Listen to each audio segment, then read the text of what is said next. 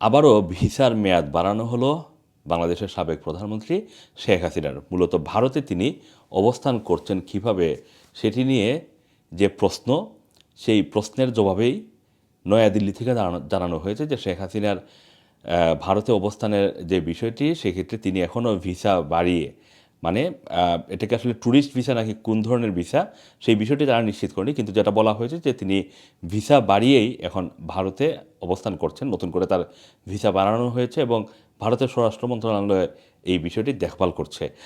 মূলত আপনারা জানেন যে শেখ হাসিনা সহ অন্তত 97 জনের পাসপোর্ট বাতিল করা হয়েছে গণহত্যার অভিযোগে।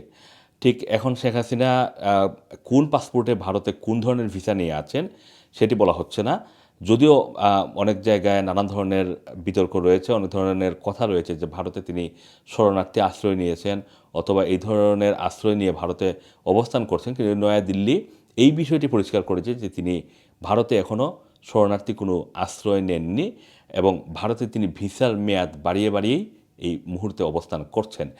ভারতের যেই ভিসার মেয়াদটি তিনি বাড়িয়ে আছেন সেটা পাসপোর্ট, যেহেতু পাসপোর্ট বাতিল করা হয়েছে, তার কোন পাসপোর্টের মাধ্যমে আছেন নাকি ভারত থেকে কোনো ধরনের ট্রাভেল ডকুমেন্ট বা এই ধরনের কোনো কিছু দেওয়া হয়েছে কিনা, এই বিষয়গুলো আসলে পরিষ্কার করা হয়নি। কিন্তু বাংলাদেশ শেখ হাসিনা সহ 97 জনের পাসপোর্ট বাতিলের বিষয়টিকে ভারত এক ধরনের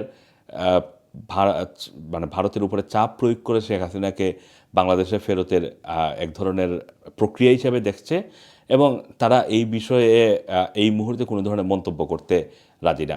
5 আগস্টে বাংলাদেশের পট পরিবর্তনের পর শেখ হাসিনা যখন ভারতে গিয়ে পালিয়ে আশ্রয় নেন, তারপরেই শেখ হাসিনা ভারতে কতদিনের ভিসায় আছেন, কী মেয়াদে আছেন, এই বিষয়গুলো নিয়ে জোর গুঞ্জন শুরু হয় বাংলাদেশে। তার বিরুদ্ধে গণহত্যার অভিযোগ এনে আন্তর্জাতিক অপরাধ ট্রাইব্যুনালে সেখানে তার বিচার কার্য চলছে এবং তার পাসপোর্ট বাতিল করা হয়েছে, তাকে বাংলাদেশে ফিরিয়ে এনে বিচারের মুখোমুখি করা হবে। এই বিষয়গুলো যখন আলোচনা চলমান, ঠিক এই মুহূর্তে এসে ভারত খবর দিল যে শেখ হাসিনার ভিসার মেয়াদ আবারও বাড়ানো হয়েছে। তবে ভিসার যেই ক্যাটাগরিটি কি সেটা আসলে কোনোভাবেই এখন পর্যন্ত ভারত জানায়নি। শেখ হাসিনাকে বাংলাদেশে ফেরত দিবে কিনা এমন কোনো মনোভাবও ভারতের মধ্যে লক্ষ্য করা যাচ্ছে না।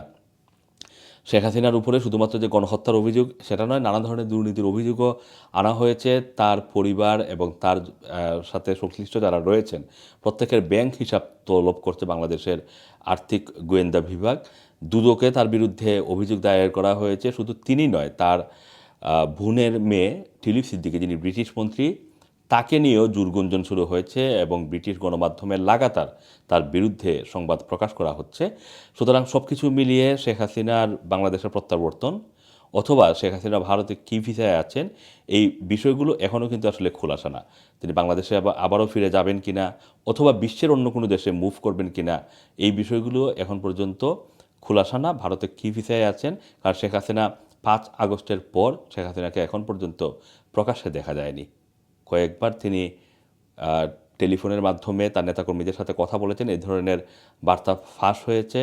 কয়েকবার তিনি বিভিন্ন রাজনৈতিক সমাবেশে টেলিফোন করে বক্তব্য দিয়েছেন।